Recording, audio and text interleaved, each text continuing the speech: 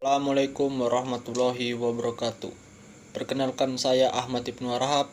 Di sini saya selaku moderator kelompok 1 ingin mempresentasikan hasil kerja kelompok kami yang berjudul Sejarah dan Perkembangan Bangsa Indonesia. Untuk mempersingkat waktu, saya akan melanjutkan kepada pemateri pertama, yaitu Abdi Mitro Gripati. Kepada Abdi kami persilahkan. Assalamualaikum warahmatullahi wabarakatuh. Nama saya Abdi Mitro Gripati. Saya akan mempresentasikan hasil makalah kami. Sejarah dan perkembangan bahasa Indonesia. Sejarah bahasa Indonesia dari sudut pandang linguistik, bahasa Indonesia adalah suatu variasi dari bahasa Melayu. Dalam hal ini, dasar yang dipakai adalah bahasa Melayu Riau, tetapi telah mengalami perkembangan akibat penggunaan dan bahasa kerja dan proses pembakuan pada awal abad ke-20. Pada zaman kerajaan Sriwijaya, abad ke-7 Masehi, bahasa Melayu atau bahasa Melayu kuno dipakai sebagai bahasa kenegaraan. Hal itu dapat diketahui dari 4 prasasti berusia berdekatan yang ditemukan di Sumatera bagian selatan peninggalan kerajaan tersebut. Pada abad ke-15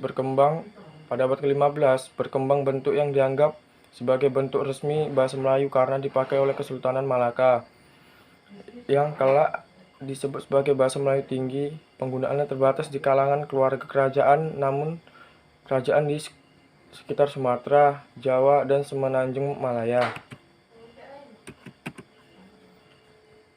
Perkembangan bahasa Indonesia. 1. Perkembangan bahasa Indonesia sebagai bahasa persatuan.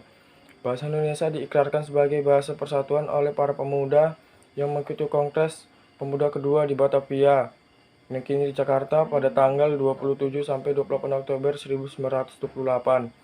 Saat itu, pemuda dari berbagai organisasi daerah mengucapkan ikrar bernama Sumpah Pemuda sebagai berikut.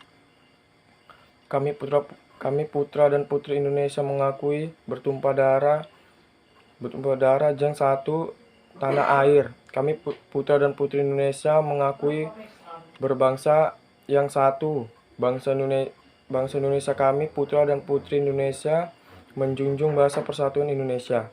Terima kasih kepada pemateri pertama, yaitu Abdi.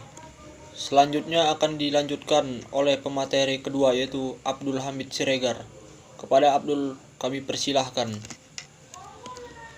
Assalamualaikum warahmatullahi wabarakatuh. Saya akan melanjutkan pembahasan dari saudara Abdi Mitro mengenai pembahasan bahasa Indonesia sebagai bahasa persatuan pada bagian 3, yaitu menjadi dasar pijakan atas pengakuan bahasa Indonesia sebagai bahasa persatuan. Dari segi pemaknaan, bahasa persatuan menjadi wahana pemersatu seluruh elemen bangsa. Artinya, bangsa Indonesia mempersatukan diri berdasarkan penggunaan bahasa Indonesia yang baik dan benar. Berkat ikrar Sumpah Pemuda di atas, keberadaan atau eksistensi bahasa Indonesia telah diterima di masyarakat Indonesia pada saat ini. Penerimaan itu menyebabkan orang Indonesia melihat bahasa Indonesia yang menjadi bahasa persatuan bangsa Indonesia dan bukan bangsa lain, sebagai bahasa yang lain daripada bahasa Melayu. 10 tahun kemudian, atau tepatnya tanggal 25 sampai 28 Juni 1938, diselenggarakannya Kongres Bahasa Indonesia atau KBI di Solo. Salah satu hasil nyata ialah bahwa setelah seleksi KBI ini, fraksi nasional dan Volksrat yang dipimpin oleh Muhammad Husni Tamrin memutuskan untuk memakai bahasa Indonesia dalam pandangan umum dewan tersebut. Suatu hal yang menimbulkan reaksi negatif dari penjajahan Belanda. Topik-topik KBI seperti pengindonesiaan kata asing, penyusunan tata bahasa, pembaruan ejaan, pemakaian bahasa dalam pres, dan pemakaian bahasa dalam undang-undang dipandang sangat relevan dengan perkembangan bahasa Indonesia saat itu dan masing-masing setelahnya. Yang kedua, bahasa Indonesia sebagai bahasa resmi negara. Fase bahasa Indonesia sebagai bahasa resmi negara memiliki durasi waktu terlama, sejak tanggal 18 Agustus 1945 melalui penetapan pasal 36 Undang-Undang 1945 hingga seminar politik bahasa pada tahun 1999. Fase ini diawali dengan peristiwa Insinyur Soekarno dan Dr. Anus Muhammad Hatta membacakan teks proklamasi kemerdekaan pada tanggal 17 Agustus 1945 dan sehari kemudian bahasa Indonesia ditetapkan sebagai bahasa resmi negara melalui pasal 36 Undang-Undang 1945. Selanjutnya diadakan Kongres Bahasa Indonesia II di Medan pada tanggal 28 Oktober sampai 2 November 1954. Berbeda dengan KBI di Solo yang diselenggarakan atas praksara pribadi, KBI ini diselenggarakan oleh pemerintah, yaitu Jabatan Kebudayaan Kementerian Pendidikan, Pengajaran, dan Kebudayaan. Pemerintah melalui Badan Bahasa dapat melakukan pengembangan bahasa dan pembinaan bahasa. Krida Laksana 2011 menjelaskan bahwa pengembangan bahasa adalah usaha untuk memperluas pemakaian bahasa di luar masyarakat bahasa yang bersangkutan melalui pengajaran bahasa, media massa, dan lain-lain. Pembinaan bahasa adalah upaya untuk meningkatkan mutu penggunaan bahasa, antara lain mencakupi peningkatan sikap, pengetahuan, dan keterampilan bahasa yang dilakukan, misalnya melalui juru pendidikan dan pemasyarakatan.